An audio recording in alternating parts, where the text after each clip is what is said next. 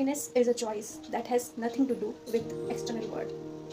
अर्थात जो खुशियाँ हैं उनका बाहरी दुनिया से कुछ भी लेना देना नहीं होता है, वो हमारी मन की दशा होती है।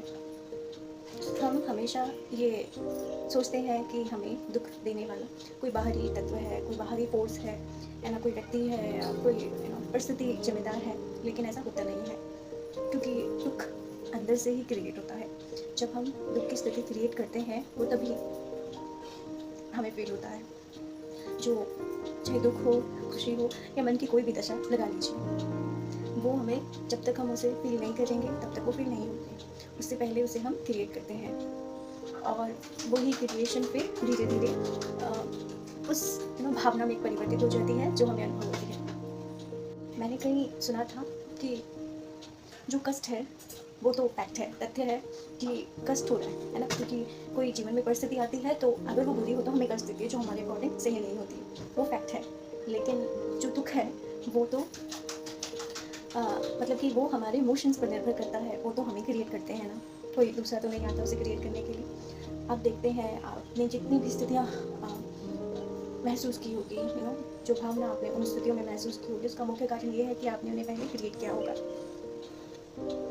तो हैप्पीनेस भी कुछ ऐसे ही है, हैप्पीनेस भी हम क्रिएट ही करते हैं। मान लीजिए 2 व्यक्ति लेते हैं और दोनों को ही समान चोट लगी है ना।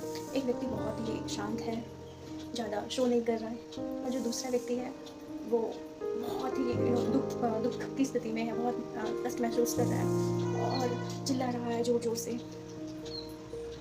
तो आप देखिए, दर्द तो दोनों को ही समान हुआ। तो ऐसा क्यों कि जो वो पहले वाला व्यक्ति था उसे ज़्यादा वो सम रहा स्थिति में, और जो दूसरा व्यक्ति है उसे ज़्यादा दर्द महसूस होता है? क्योंकि सब कुछ अंदर ही है, हम सब कुछ अंदर से ही क्रिएट करते हैं। तो क्यों ना हम दुख की बजाय एक शांत अवस्था को चुनें, क्योंकि वो भी तो हमारे ही हाथ में है।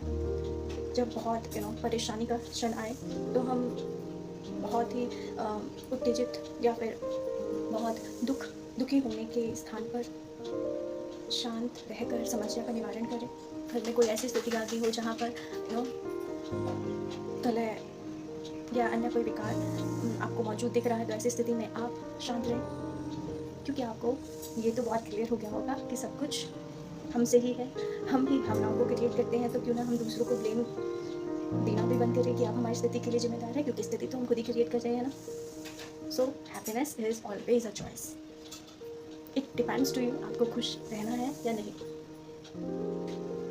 आई hope this lesson is useful for you, और हम कोशिश करेंगे अपने जीवन में इस लेसन को उतारने की कि सब कुछ हमारी ही चॉइस है, चाहे वो खुशी है या दुख है।